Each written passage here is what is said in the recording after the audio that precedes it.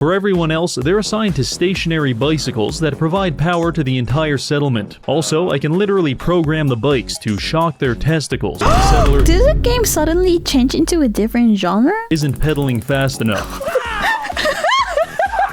And yes, this can't kill them.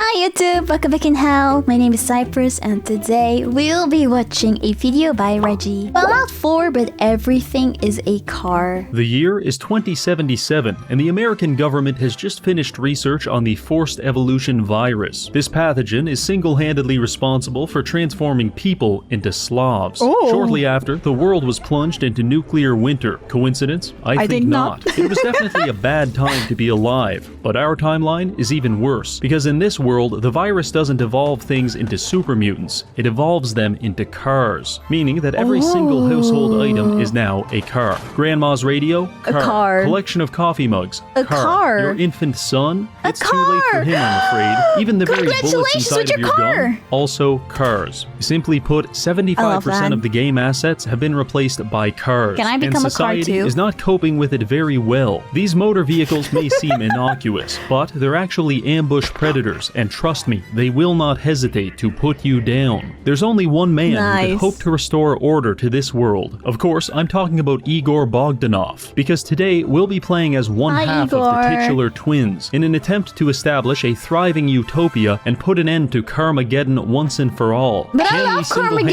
Carmageddon. rebuild Can I society, keep it? or will we fall victim to a cruel and unusual form of precipitation? so There's only one stupid. way to find out. The nightmare begins in the character creation screen, because as I'm carefully sculpting myself to look like my body has received a face transplant that it is violently rejecting, I can already hear a symphony of collision sounds emanating from the hallway. Upon further inspection, Oh I open my the closet to find God. 3 mid-sized sedans vibrating violently. Other than that, Nice. everything is normal. I have a wife, a child, and a robot. This is not normal, there's supposed to be a car though. Because I am an emotionally distant father with no sense of empathy.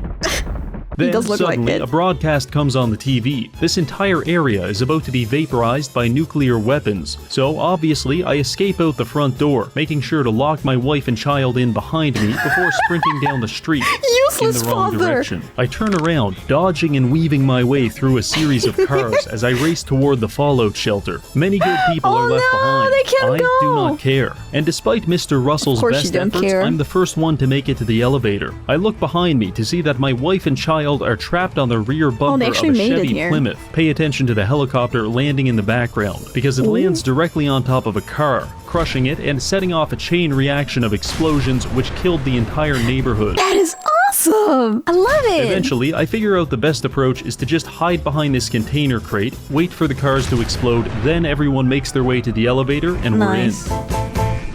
We're lowered into Vault 111, where, unfortunately, the car virus has already spread. I follow a sex offender to the decontamination pods only to be tricked just into say? cryosleep. I escape the pod 200 years later, where I am immediately greeted by By the a cold hard car. steel of a wheel hub assembly. Some things never change. My wife still looks tired, so I decide to let her sleep in. The vault is now overrun with cars, some of which I'm able to sneak past, but most of the time I can't, and I have to punch my way through them until they explode. Oh, I mean, at least you can get through it, right? I thought you had to restart it or something. I have broken both of my arms doing this. Luckily, the cars are packed so tightly that detonating one will typically initiate a chain reaction that clears out the entire vault. Nice. Good news think. for us, bad news for the rad roaches. After a few more explosions, I then make my you way don't to have the to do exit and ride the anything. elevator up.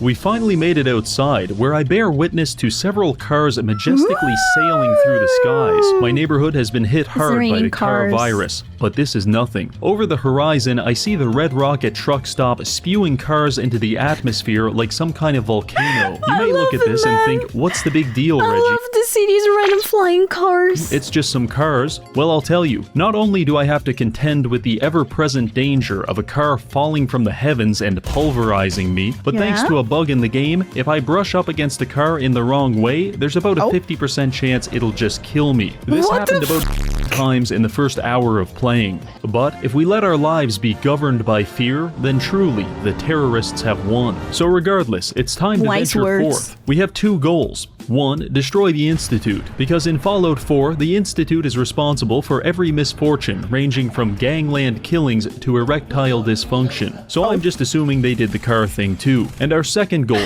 rebuild society from the ground up. Our first stop is going to be Concord. If we want to restore order to this world, we're going to need the help of notorious war criminal Preston Garvey, and he's trapped inside this building. I made my way there and began wading through the sea of cars that flooded the streets. I was struggling to make progress, because for every car I could climb over, the raiders were shooting out a dozen more. I snuck up on them and began... And then you also still have that chance that one of them will explode if you brush them the wrong way. ...neutralizing them with my own brand of automotive justice. I will admit, car-based combat is pretty awkward, but by far the worst part is when you're in the middle of 100 cars and you hear the sound of exactly one of them catching on fire. You can try to run, but at that point, it's already too late. Yeah. That was a hard but valuable lesson to learn, because I realized I could clear out all of the bandits by simply finding a car on the edge of town and lighting it on fire. The resulting explosions vaporized... Yeah, I was about to say, like, but if you could let that explode and you yourself are in a safe space, that would really be nice to fight the enemies with. Apart from the occasional chunk of flesh. Clearly impressed, Preston invited us inside. In hindsight, I do not recommend going inside, because upon entering, you will be greeted by a cacophony of suffering, an orchestra of metal screeching and violent smashing. Honestly, don't even bother trying to navigate it. Also, don't even bother trying to destroy it, because I made that mistake the first time. I lit one of the cars on fire and tried to evacuate the building as they exploded. Too late. Instead, I left too soon, and the very second I came back through those doors, the entire building was exploded, killing me instantly. Oh god.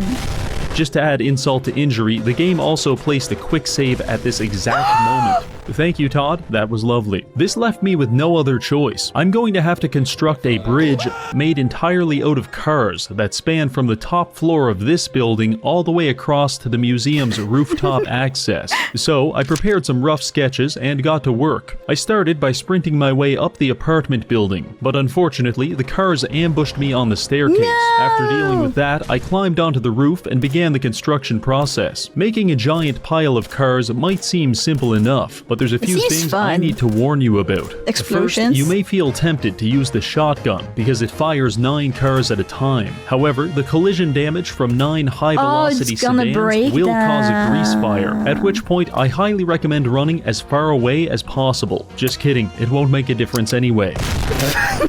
Second tip, this isn't actually a bridge. It's much closer to the ball pit at McDonald's. Because if you're not careful when jumping, you'll slide right through the cracks and be forever entombed in your own personal sarcophagus. That makes sense. At which point, there's only one way out, and it's not in one piece. Yeah. Other than that, it really just comes down to luck. In my case, it took about 30 minutes and 97 cars for me to finally make it across. 30 minutes is not that bad though. That's not that bad. Later, I found out you can actually just jump to the roof from this nearby church. It was a bad day in the red. I hate it when that happens. You think you're smart, there's no other way past that point, so you come up with your own freaking smart plan, only to figure out after you've passed that point that there was a very, very easy way to do it. Original household when I came to that realization. Anyway, I entered the 3rd floor of the museum, only to realize that the cars were literally stacked up to the ceiling. I somehow managed to navigate this automotive hellscape and make it to Preston, but he refused to open the door until I had personally killed all of the bandits. What so a dick. You're gonna just My plan for killing them was to get in this suit of power armor, find a relatively safe corner, and then light a car on fire and pray for survival. I would do that Much too. to my surprise, this actually worked. Wait, why are you surprised? I tried to find the remaining enemies, but they sent me flying through the very map itself. When I came back to finish them off, I realized they had crushed themselves to death with their own cars. Amateurs. With that taken care of, Preston finally let me inside and began speaking with me as if he wasn't currently lodged atop a filing cabinet. He proceeded to espouse some very racially charged rhodesians. some fried chicken. I told him that was wildly inappropriate, and we agreed to discuss it later. In the meantime, I have to go outside and kill more criminals. My only advice for this section is don't get cocky just because you're in power armor, because those raiders will absolutely laser you, and I cannot express how jarring it is to get hit by a car, fly through the air for 30 seconds, wake up in a different time zone, and then get hit again. This seems like Also, a good time that to bridge me, we though. made, I recommend using that to your advantage. And finally, don't stand too close to Preston. Once I was done committing vehicular fast, that manslaughter, car. I spoke with Preston, and he agreed to meet me at Sanctuary, so we could begin I don't building know why you would do this to yourself though. I find it funny to see him play with all of these cars, but it seems like a lot of pain to actually play through with all of these cars. prosperous settlement, and by the looks of it, we've got our work cut out for us. Our first order of business is ignoring the cars that are actively phasing through the walls and trying to consume Mama Murphy. But it's so funny to see all those damn cars and then all the NPCs around it are just acting like this is normal. More important is liberating at least 5 settlements and creating supply routes between them to establish a functional support network of civilizations. And once that's done, then we can find and kill the Institute. Our first Kill the settlement will be 10 Institute. Pines Bluff. I made my way there, where I encountered a woman who was almost certainly experiencing methamphetamine withdrawals, which is fine, but I just don't trust the way she's shaking why that she's double-barrel vibrating? shotgun like an unwanted baby. I just realized that he said an unwanted baby. Oh boy. To kill the raiders in this car factory. This would normally take about 10 minutes, but I got a little Right. sidetracked. It went like this. Wander through the wasteland aimlessly, get stuck in some kind of quicksand, find the site of a crashed airplane, kill the survivors, accidentally stumble upon General Atomics. I cannot resist the call to the void. I mean, this is the way to play it. Getting sidetracked all the time. Several times in a sea of cars before finally making it inside the bowling alley. This Hit is a the right perfect way to strike play and then it. attempt to commit identity fraud when confronted by a robot. Fail at committing identity No. fraud. Blow everything up in frustration and go hunting to let off some steam. After that, I made my way to Lexington, where I very narrowly dodged a projectile car, only to immediately get shot in the back of the head with a Ford Pinto. Ladies and gentlemen, meet the Lexington Welcoming Committee. I do not enjoy their gifts. Fortunately, they blew themselves up shortly after, and I Thanks made for my way to doing the that. target. It's here where I pioneered a new offensive technique. I call it the wick, because you load up your target with about 24 cars and then create a long string of them leading to safety, which you can ignite, much like a wick. This allows us to detonate Smart. several atomic Smart, bombs very worth of smart. cars from a safe distance, or so I thought. You see, But- the explosion of 25 cars sends a lot of shrapnel flying, and if you're not careful, you're going to catch one in the face. So I tried again, this time hiding behind a tree, and I still got absolutely annihilated. Eventually, I did get inside, and after greeting the receptionist, I was left with an entire factory packed full of cars. So I lit one on fire, hid in the corner, and started pissing all over myself. Started pissing all over myself. One gigantic explosion later, and I got a notification telling me every raider in the factory was now Nice. dead. Simply amazing. I mean, it's a lot of headache, but at the same time, you barely have to do anything if it goes right. All that's left to do now was escape. In hindsight, I do not recommend escaping through the roof, unless you know how to land a triple cartwheel from 60 feet in the air. Oh yeah, I know because how to do don't. that. With all of I that do. done, I Let me went back teach to you. my favorite drug addict, told her the good news, and she agreed to join our faction. To congratulate us on the success, Preston decided to give me a flare gun, which I can shoot into the sky to call for reinforcements. With a car? Thanks, Preston. I love it. On to the next settlement, Starlight Drive-In. On my way there, I stopped by Trudy's diner and tried to intimidate the bandits into leaving her alone, and I failed. But similarly, Wolfgang failed to survive the resulting nuclear blast, and after that, I found Simone engaged in a life-or-death battle against Trash Can Carla, a duel which they both lost. Following this, Trudy sold me some radiation medication for all the plutonium I've been inhaling, and then I was on my way. Clearing the drive-in was simply a matter of filling it with vehicles, beating one of them with a tire iron, and then watching as a dozen yeah. mole rats go up in flames. That makes 3 settlements in total, with 2 left to go. And next, we're heading to Oberlin Station. On my way there, I was presented with a tantalizingly tempting opportunity. A Pulaski Ooh, preservation look at shelter surrounded by yet-to-be-exploded cars. Obviously, I had to put this to the test. And while I was expecting to be turned into a human smoothie, the shelter actually worked. Oh, it Following Doing goodness, this, I met the nice. leader of Oberlin Station, who complained about being victimized by a gang of violent criminals operating out of backstreet apparel. Don't worry, lady, I forgot I'm they a look like fucking that. psycho. So I made my way to the fens and started fighting through each neighborhood in close quarters urban combat.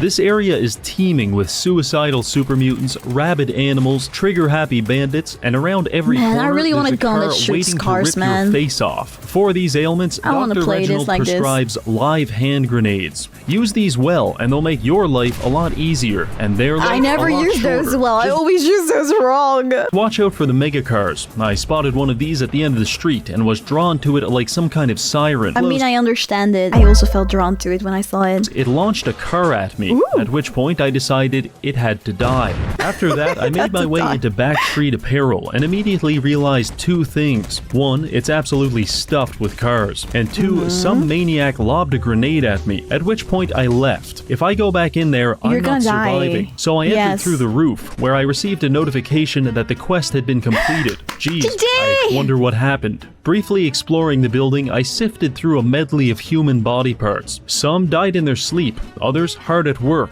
The only known survivor was a singular teddy bear on the toilet. The mission is Wait, I want to see him again. He's so freaking cute with his glasses. The mission is complete, but since I was in the area, I thought I'd stop by Diamond City to see how it was coping with the whole carpocalypse thing.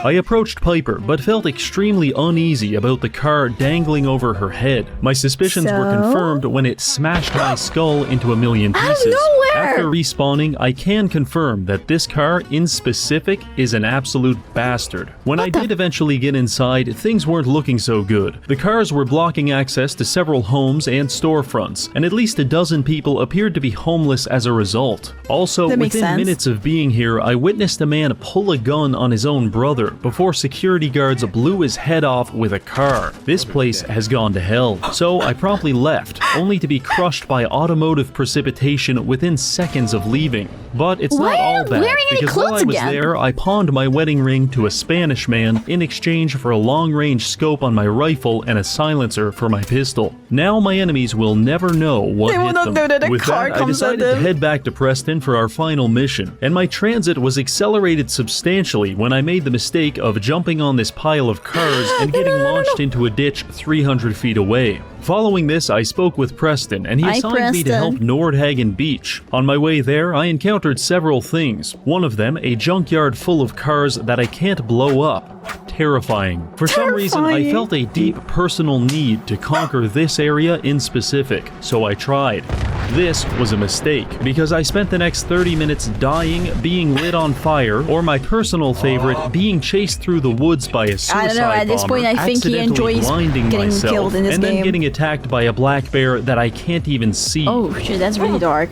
After much suffering, I did manage to clear out 99% of the junkyard. The only Yay. survivor was a singular super mutant wielding a wooden 2x4. I used this as an opportunity to bully him extensively, until I got bored, lodged him in some construction equipment, and meleeed his foot until he died. Abusing him in this way channeled some feeling similar to melting an ant with a magnifying glass. What the I have never done that. I liked it a lot. After this, I came across a robot racetrack where these bandits are betting money on which robot is going to win. Very exciting. Possibly more exciting is that I snuck upstairs, hacked into this computer, and found out there's a button to detonate all of the contestants. The level of free will that I didn't have in this moment was possibly akin to demonic possession, because I could not stop myself from pressing that button. Of course. The bandits did not appreciate this. How do I know that? Well, there's only so many ways to interpret being lit on fire, shot with an automatic rifle, and drown in the ocean. So,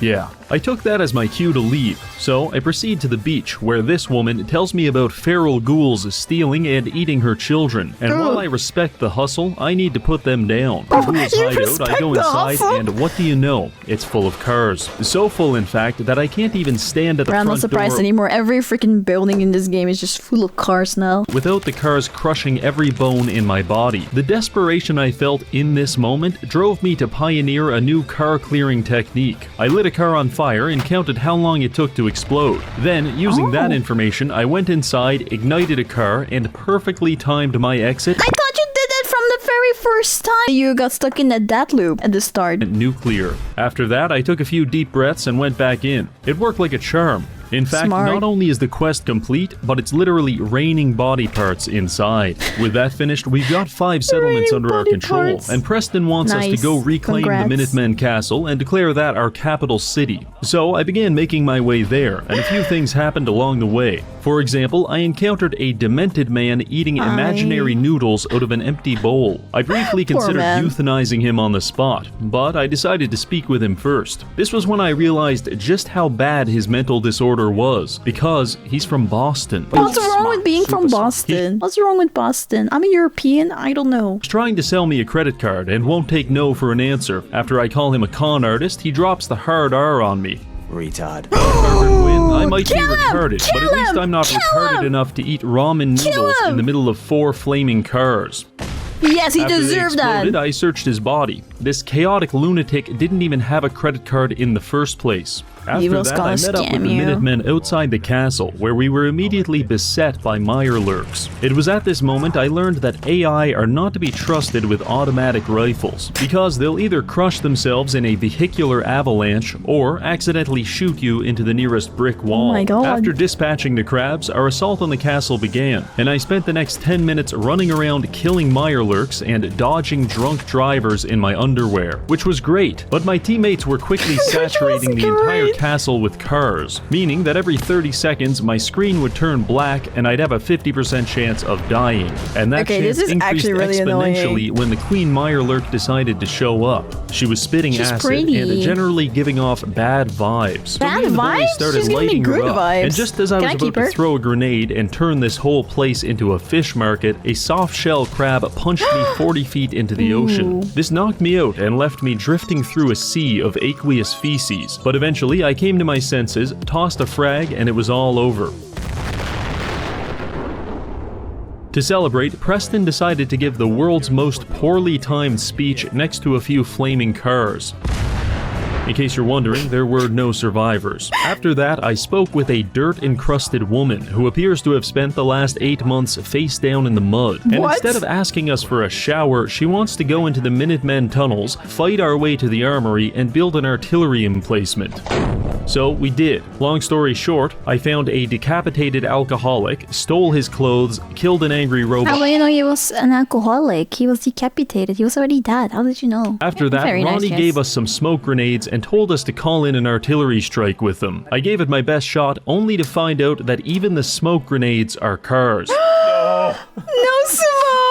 Just In cars! this moment, a wave of existential dread washed over what are you gonna me do as now? I realized I'm basically King Midas, but for cars instead of gold. Regardless, we've got 6 settlements and we're doing pretty good for ourselves. That is true, that now, is I know true. You're You're thinking, doing pretty so well. what, Reggie? You've got a handful of impoverished shanty towns paying you protection money. You're basically a slumlord. To that, I say yes, and we're going to need to take it even further. Oh, because this I looks have so a stupid in his fucking underwear. grand vision for how I want to reshape society. Nice outfit, man. Nice outfit. So let's get to work. The first thing the wasteland's going to need is clean drinking water. So I converted Nordhagen Beach into an industrial desalination plant. Nice. With this, we can produce dozens of purified water every day and sell it to the Commonwealth for exorbitantly high prices. Also, this is completely autonomous, which means I have no financial incentive to provide any quality of life to the 2 settlers which I have trapped inside. From here, I went to 10 Pines Bluff and established a carrot farming operation. You may notice I encased the entire settlement in a thick layer of concrete. Yes. That's for added protection, and also because I don't believe in photosynthesis. Oberlin Station is another one of my carrot farms. However, I ran out of concrete, so the life cycle of these settlers is pulling carrots out of the ground until a raider shows up and blows their head off. Meanwhile, I converted the Starlight Drive-In into a Brahmin ranch. By placing several large cages, we can catch Brahmin and then use their feces as fertilizer for the other farms. We can also use a similar technique to capture humans. By labeling our cages with free chems, we can compel raiders to wander inside, at which point they become our hostages. The remarkable efficacy of this tactic leads me to believe raiders possess the approximate intelligence of a lobster. that is so Finally, dumb. Sanctuary was converted into a penal colony to punish settlers that didn't meet their productivity quotas. All of the inhabitants were forced to sleep in an unlit metal warehouse, which could only be opened from the outside, meaning that if I forgot about them for a few days days, they'd have to start harvesting each other's body hair for nutrition. On the occasion where I would show up and let them out, they'd be assigned to one of many workstations. For example, Preston and Mama Murphy were usually working the wheat fields. Doesn't sound too bad, until you realize I'm pelting them with automated paintball guns for the entirety of their 18-hour shift. While the paintball fields aren't great, things could be much, much worse. Because you could be stuck in the pillory, where I use a softball pitching machine to lob empty beer bottles at you until the sun goes down. You're this evil. burns through a lot of bottles, so I typically spend my entire day here drinking whiskey and pissing myself. In my drunken stupor, I also experimented with the idea of a gladiatorial arena where settlers could fight to the death for my amusement. It didn't take long for me to realize why this was a bad idea. For lesser offenses, I also have a humiliation station where I strip you down to your underwear and fire all of your personal belongings out of a comically large mortar. For everyone else, they're assigned to stationary bicycles that provide power to the entire settlement. Also, I can literally program the bikes to shock their testicles. The settler Did the game suddenly change into a different genre? isn't pedaling fast enough. And yes, this can't kill them.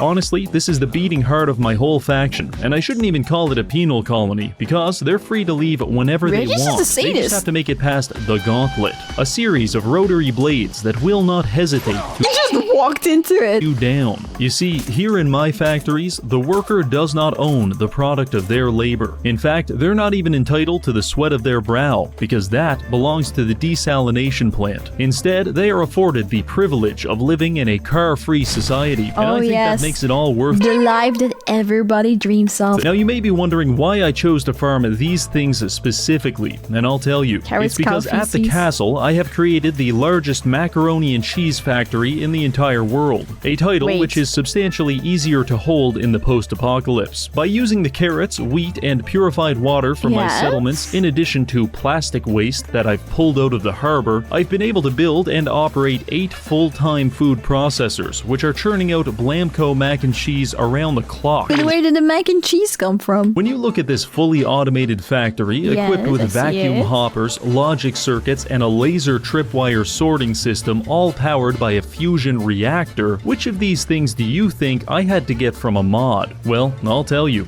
It was the goddamn upward conveyor belt. That's right, Todd sold us a factory building DLC without any upward conveyor belts, which is made even worse by the fact that he did give us downward conveyor belts. 16 times the detail. You can't getting away with this. Anyway, according to my calculations, I have no idea how much macaroni and cheese I'm making, but my best approximation is about 69,120 boxes every single day. I can then take this abundance of delicious and non-perishable food and distribute it to the Commonwealth, raising thousands out of famine and ending countless food-related conflicts. Or at least, that's what you'd believe if you were a federal agent. Because the reality of the situation is this whole thing is just one big cover story. In fact, deep within these tunnels oh my god, we have a dungeon. Insane man cooking methamphetamine in his underwear. Oh. It's me.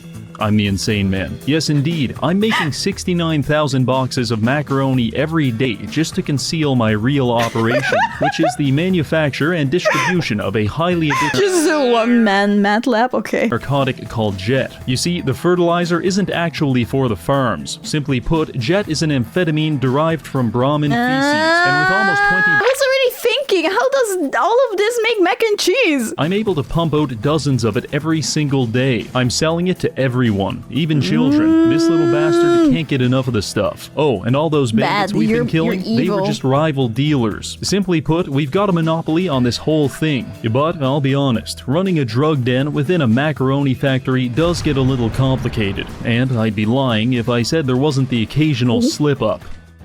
Ooh, this pasta got me wired. The fuck are they putting in this shit? But listen, this little secret stays between you and me, because while I could be you and me and, let me see, 2.5 million other people making millions selling pasta and purified water to the masses, I actively prefer making thousands by creating the next crack epidemic. So, with all of that out of the way, I think it's clear that we've rebuilt a functional and prosperous car-free society. And I, for one, am filled with confidence when I consider our prospects prospects for the future. The only thing left to do now is to destroy the source of the cars, which is the Institute. It's going to be... I forgot about the Institute. So, let's try to get through was this distracted. as quickly as possible. At the start of the game, I allowed the Institute to steal my son My Sean, baby! because now I've got a man on the inside. All I need to do is find him. got a man I went on the back to Diamond inside. City to hire a I don't think he remembers you, man. private detective named Nick, but he himself is also missing. His secretary Oh, asks us to no. find him, so obviously I extort her for money.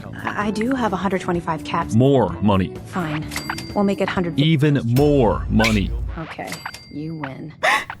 200 caps is all I have. Okay, that'll do. Let's go get him. From here, I very carefully exited Diamond City. I hate it here. I hate it here. And began my search, during which I stumbled into a building called the Combat Zone. I know the name sounds bad, but the house rules clearly state no combat outside the cage, so I assumed I would be safe. This assumption was very quickly proven wrong when I was shot into They a door and beaten with lied! cool. However, karma comes quickly for rule breakers, and the entire building exploded shortly after. I got up, made my way into the cage, spoke with a burn victim, not sure if he looked like that before the explosion, and then he gifted me an indentured servant named Kate. I know that sounds like a good deal, but she's a violent Irish drug addict who will sexually harass you at every opportunity. I took Kate to a nearby lake with the intention of drowning her, but instead I stumbled upon a sea monster named Swan. He's submerged underwater, and if you wait, disturb he's him, cool. he will beat you to death with an He's anchor. cool. So Can we be instead, friends? I began carefully and deliberately distributing cars all over the area. After about 30, I heard him wake up, so I tossed a grenade and ran away with all 7 of my frames. With all 7 After of my my screen frames. cleared up, I found that his headless corpse had been launched over 100 Oh, he's feet dead. I into a wanted to be nearby friends alley. with This him. allowed me to pick up the furious power fist from his body. This bad boy can destroy cars in 3 hits. This is a big power spike for us. Anyway, after that, we descended upon the subway, which led us to Vault 114, where Nick was being held by raiders. These criminals like think Nick's they're eyes. safe just because they're living inside of a vault. But what they don't know is that I'm currently addicted to every chemical substance in the game, and I've perfectly timed my withdrawal symptoms to hit at the same time. And when that Ooh, happens, what does that do? I'm going to kill everyone. Wait, does it give you something extra if you're having withdrawals?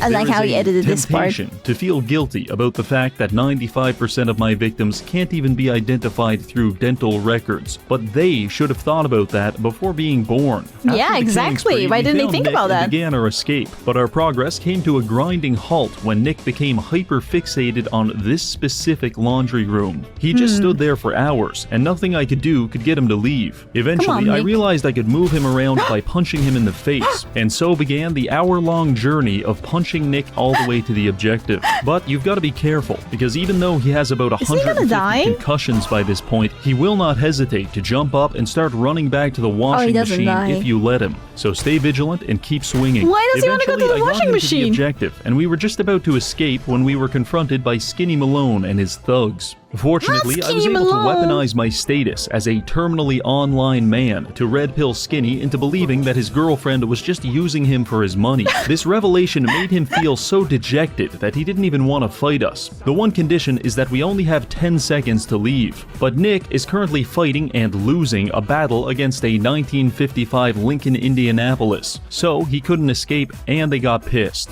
I really wish every social interaction didn't have to end like this, but here we are. After this, we met Nick at his office to discuss our plans to find my son and destroy the Institute. He tells me to take a seat and get comfortable, so I remove all of my clothes. Man that I guess that's his way of becoming comfortable. took Sean as Kellogg and decided to break into his house and look for clues. Kellogg's. The only issue, it was booby-trapped. Yeah, whole thing full of cars. I wanted to experiment to see if Like I I was said, every building is just full of cars. You should know by now. high enough level to survive the explosion. So I wiggled my way upstairs, drank an entire bottle of vodka, lit a car on fire, and waited to face my destiny. Destiny hurt a lot, but I survived by jamming adrenaline syringes into my chest and plugging my wounds with leftover food. Nick and Kate were also completely fine. With the cars now cleared out, we were able to find Kellogg's gooning chamber, which had no shortage of genetic material. Genetic material which we then used to track him down with the help of a dog. I'm not exaggerating when I say that I probably died 50 times during this part. And I don't know why. Things just kept exploding. Eventually, I was even able to predict my deaths down to the second. 3, 2, 1. Much like Chinese water torture, this form of suffering was terrible in its simplicity and irresistible in its truth. After much hyperventilating, I made it to Fort Hagen, where Kellogg was hiding out. I entered through the roof, got pinned in the corner, and then had to endure the entire building exploding for the next 25 seconds. By some divine miracle, I survived this ordeal and killed my way to Kellogg. When I met him, I delivered a pretty sweet one-liner and then got put down like a dog. For my second attempt, I just jumped straight to filling the entire room with cars and blowing it up. I have yet to find a more effective combat technique than this. Kellogg didn't give us any information on account of the incident, but Nick tells me there's a voodoo shaman that can read people's minds, which is convenient because I just so happened to scoop up a fistful of Kellogg's brain matter back at Fort Hagen. So we make our way to Good Neighbor to meet the doctor. Within 60 seconds of arriving, a man extorts me for protection money and is immediately stabbed to death. Jesus. Looks like someone wasn't paying their protection fees. After that, I head to the memory den, where I am victimized by a car half a dozen times. I cannot properly express the anxiety I now experience when entering buildings. But if you can imagine that behind every door, cabinet, and cupboard in your house, a car is waiting to kill you, then you are approximating the surrealist hell that is my reality. Eventually, I made it past the cars and met Dr. Amelia, who offers to put me inside of Kellogg's memories to try and find the location of the Institute. So I agree, and dear God, there's cars even in the memories. I spend some time rooting through Kellogg's psyche, where I learn that he's so violent because his father didn't breastfeed him enough as a child. I also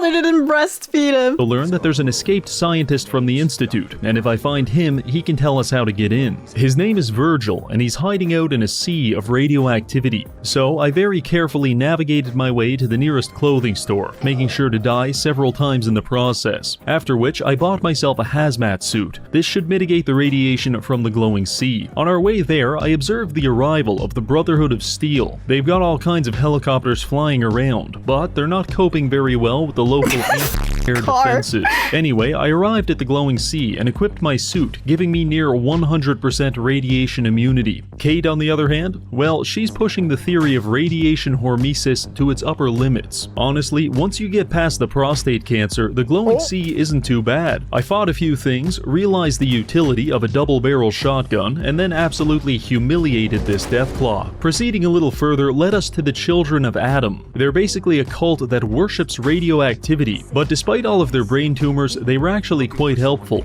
They told me that Virgil is holed up in a cave down the road. To reward them for their cooperation, I decided to release the radioactivity trapped inside of these cars by blowing up their entire settlement. Wow, you're so generous. It's a thoughtful gift. This detonation left only Brother Ward and Brother Foster to repopulate the entire settlement. And Foster doesn't seem to be handling the news well. I make my way to Virgil's edging cave. Oh, this edging cave! He agrees to help us, but says the only way to get into the Institute is by teleporter, and we're going to need a transmitter chip from inside a Courser's skull to design one. Luckily, I knew exactly where to find this, so I made my way to Green Tech Genetics, a building which could not for the life of it stop exploding. After I waited that out, I shotgunned my way through a couple of gunners and arrived at the Courser just in time to witness him execute a man at point-blank range with a Ford Ranchero. So I made my way up there and introduced myself. Are you here for the synth? You? The Courser turned invisible, as if any part of my plan actually involved being able to see him. 14 car explosions later, I had his brain in my hand. The only people that are capable of decoding this brain chip are the Railroad, a highly secretive society of anti-institute resistance fighters. So clandestine is their operation that the only way to find them is following a bright red line on the ground for 10 minutes and then entering Railroad as the password to their base. That's a little too easy now, isn't it? Maybe they should think about maybe changing the way of doing this stuff, because what? Anyway, I met with the railroad and started lying to them immediately, because why else would I be playing a charisma build? They agreed to help and introduced me to a clearly neurodivergent man who attempted to decode the chip by endlessly typing the same 4 letters on his keyboard as I phased in and out of consciousness due to my acute radiation poisoning. Stunningly, this worked, and we now have all the information needed to design a teleporter. For some reason, I trusted Virgil to do this, despite him being a biologist and not an engineer. I don't know if you're aware, but that's like hiring a plumber to do your heart surgery. I would trust a plumber. Making bad decisions, I took Virgil's teleporter schematics to Sturgis to build it, despite the fact that I have personally witnessed him hammering a wall with no nails for over an hour. If that wasn't bad enough, he came back and told me we could build this space-age teleporter using the random garbage lying around our slums. So I did. But I have never felt less confident about something in my entire life. Regardless, he flipped the switch and teleported me into the Institute, where I then took the world's slowest elevator downstairs to find my son Sean. Oh my god, why is Sean grown up? I mean, not grown up, but why is he an older kid now? Is scared of the naked man smelling of vodka with a bloody power fist, because he's claiming that I'm not his father. Wait, it took us years to get here, I guess? I'm getting spoiled, man. I haven't finished this game. After, a character named Father enters the room and introduces Fake Sean father! as his son. And the Fake father! That's my son! sons! Short. Long story short, Father is my son, and Sean isn't even human. Father is my son? And Sean isn't you? What? Oh my god, I'm getting spoiled so bad right now. I'm not mad about it though. What a plot twist. In fact, he's a Redditor. My father's son then spends his next 20 lines of dialogue trying to convince me on the merits of dating femboys. Oh. Try and keep an open mind. This is insane. What the fuck is happening? Irrelevant. It really is humanity's best hope for the future. Maybe. I don't know. I've been a part of something amazing here. And now, after all these years, you have an opportunity to help with that. It was all very confusing, and I'm pretty sure they're just trying to distract me from the whole car thing. And honestly, it's working. Anyway, I checked my notes, and according to the quest map, it is at this point in the game where we need to become hostile with the Institute. It doesn't really specify what that means, so I took it in a pretty extreme direction. After beating my son to death, I made my way to the atrium, a large open area just waiting to be filled with cars and exploded. So I did exactly that, at the cost of my own frame rate. And to the best of my knowledge, there were no survivors. I also stopped by the weapons lab to try and destroy their research and development team, but it looks like they've got that covered themselves. And with that, I decided to leave, only to be confronted by a small army of synths at the exit. I wasn't sure exactly what they wanted, so I decided to err on the side of caution and just start blasting. It appears that our declaration of war was received loud and clear, because after teleporting back to safety, I was informed that the Macaroni castle was being besieged by Institute forces.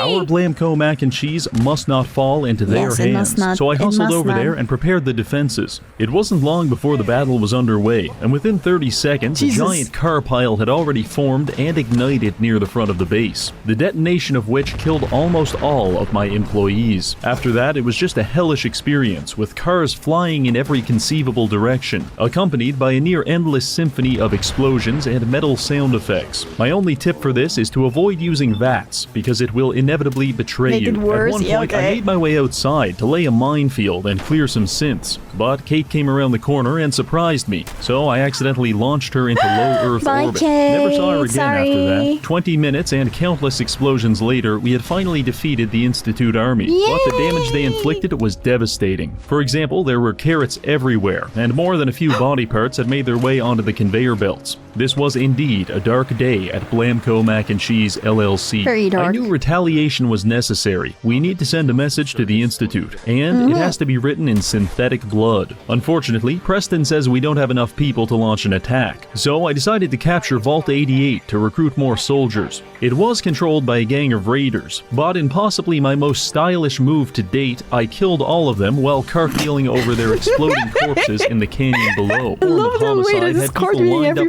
the block wanting to join my army. So what's the plan? Well, Sturgis just casually mentions that he knows a sewer drainage pipe which we can use to infiltrate the Institute. So you're telling me that I waded through a radioactive sea, killed hundreds of people, built an entire teleporter out of spare cutlery and condom wrappers, and even spoke to a woman? What the f was that supposed to be? I even spoke to a woman? How dare you make me speak to a woman just for this? What the f? Crawled through 1,200 yards of feces? Thanks a lot, Virgil. So I put on my hazmat suit and made my way to the sewer pipe. The Institute did attempt to block it with a car, as if I'm not some kind of expert at destroying them by this point. After battling my way past a bunch of guards, I'm back inside, and I hack into their computer, briefly play Galactic Control, accidentally shoot down a commercial airliner, and then teleport everyone to my coordinates. The plan is to fight our way to the reactor and place a bomb on it, which will cause this entire place to go up in flames. Pretty good idea, actually, but I'm not exactly filled with confidence when I look at my reinforcements. Before the fighting began, Preston asked me to give the Institute citizens a chance to evacuate. Even if they cannot fight well, at least you have some meat shields. Because apparently, we're not here to commit mass murder. Oh. But all I heard but was I am here for mass murder. So I put on my finest genocide tuxedo and we got to work. Before long, my team had made their way to the bioscience department, where I tactically neutralized several highly dangerous scientists. We were briefly attacked by gorillas. Very briefly. Before making our way into the I don't think you were attacked at all. Point, things got really messy really fast, and it's all kind of a blur. But I'm pretty sure I punched someone's arm off. After several extinction-level explosions, I disabled the security lockdown and accessed the reactor room. There, I carefully planted the bomb, while almost certainly developing cancer. It's now time for us to make our escape, but on the way out, I'm approached by fake Sean, who all of a sudden wants to be my son just to avoid dying in a nuclear explosion. You can't just leave me here. I don't want to die. Well, too bad, kid. I don't date gold diggers. That's not happening. So we teleported out and I pressed the biggest and reddest button of them all, instantly vaporizing the Institute and destroying the source of the cars once and for all. It's finally over. Oh, and Preston did have a mental breakdown because I didn't evacuate the civilians, but he'll get over it. With the Institute destroyed and my colonies prospering, it's safe to say we've been very successful, and I believe success is something that's meant to be shared. Personally, I can't think of anyone more deserving than the fine people at Diamond City. They've helped me on numerous occasions, which is why I've decided to donate to them 100,000 boxes of Blamco mac and cheese. You're so generous! It is my hope that this will be received as a sign of goodwill that might bring our factions closer together. I wish there were more good people like you on this planet. Problem is that my factory doesn't process things while I'm away. Thanks a lot, Todd. So I went back to the castle, sat down in my finest chair, and left my PC running for the next 36 hours. By the time I returned, I had become a pasta god, and it is now time to reward my subjects. You get mac and cheese. You get mac. What the f.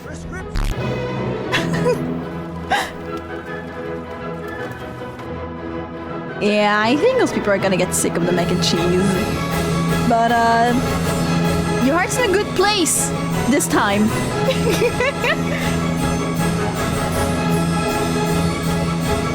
It's raining mac and cheese. Well, there it is. 100,000 boxes of Blamco mac and cheese, enveloping Diamond City like a warm blanket. However, there were no celebrations, no fireworks, and the city was not undergoing the massive cultural and scientific renaissance that I was expecting. How and disappointing. I didn't understand why. You have to kill them. They're not appreciating your gift. But upon closer inspection, it became obvious. All of this pasta is uncooked. No wonder they're not eating it. So what we need is heat, the byproduct of an exothermic reaction. An exothermic reaction, such as a car exploding. Fret not, Diamond City. I've got just what you're looking for. So we're gonna kill them. Gentlemen, it's time to cook. Oh yeah, let's go! I knew you were gonna do this! I love it! This is the way to end the video. This is the way. This is the way.